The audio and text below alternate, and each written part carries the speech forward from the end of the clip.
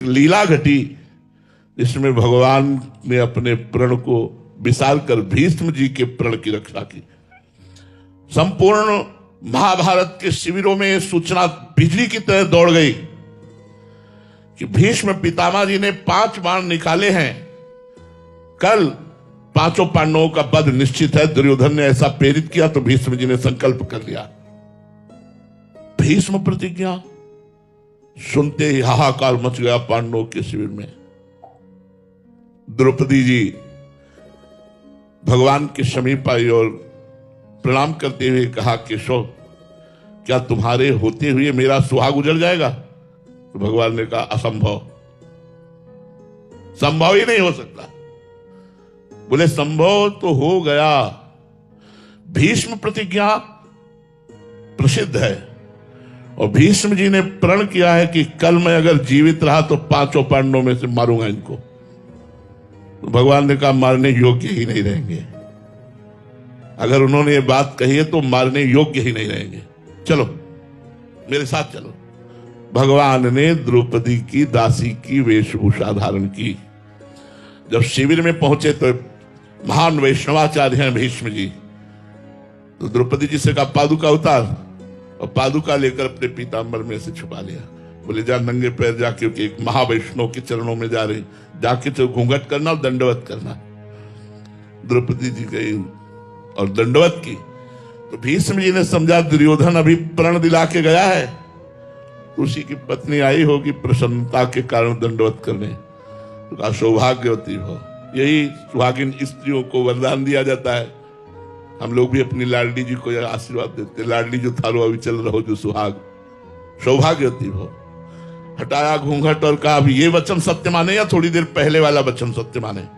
पहले आपने प्रण किया है कि 5 पांडवों का वध कल करेंगे और संध्या का समय इस समय आप बोल रहे हैं सौभाग्यवती भव, तो भीष्म की कौन सी बात सत्य होगी? माला छूट गया हाथ से, जो माला चल रहा था वो छूट गया और कहा, यहां तक तुम्हें लाया कौन है? जो लाया है वो कहां है? क्योंकि तुम अकेले आ ही नहीं सकती थी। खड़े हुए चारों तरफ दृष्टि डाली तो दरवाजे पर एक दासी दिखाई दी। नजदीक पहुंचे तो देखा श्याम सुंदर। आंसू आ गए भीष्म जी के। वाह भक्त वत्सलता, वाह अखिल कोटि ब्रह्मांडों का बलवीर विक्रम ज्ञान वैराग्येश्वर संपूर्ण शक्तियों का स्वामी द्रौपदी की दासी का वेश धारण किए हुए पीतांबर पकड़ा और झटकाए क्या तो जूतियां निकली तो और आंसू। ध्येयम सदा परिभवग्नम अभीष्ट दोहम तीर्थास्पदम शिव विरंचनुतम शरण्यम भृत्यार्थिहम प्रणत पाल भवाब्धिपूतम वंदे महापुरुष ते चरणारविंदम। जिनके चरणों का ध्यान देवादिदेव महादेव शंकर और ब्रह्मा आदि करते हैं, वो द्रौपदी की पादुका लिए दरवाजे पर खड़ा है। उन्होंने कहा, बेटी जिसका रक्षक ये होता है, हम क्या काल की भी ताकत नहीं कि उसका सुहाग उजाड़ सके। भगवान की तरफ देखा और कहा, मेरा प्रण भंग किया ना तो मैं गंगा पुत्र नहीं कहलाऊंगा यदि कल युद्ध में तुमसे तुम्हारा प्रण न तोड़वा दूं। तुमने प्रण किया है कि महाभारत में मैं अस्त्र नहीं ग्रहण करूंगा तो मैं गंगा पुत्र शांतनु पुत्र भीष्म नहीं कहलाऊंगा यदि तुमसे अस्त्र न ग्रहण करवा लूं। भगवान हंसती और कहा, अपने भक्ति के लिए अपना प्रण छोड़ना मेरे लिए कौन सी बड़ी बात है। भगवान ने अपना प्रण छोड़ा। दूसरे दिन भीषण युद्ध भीष्म पितामह ने किया। भगवान और अर्जुन सबको बाणों से बेंध दिया। जब देखा कि अर्जुन के प्राणों पर आ गई, कूद पड़े रथ से और उठाया रथ का पहिया, भीष्म को मारने के लिए दौड़े।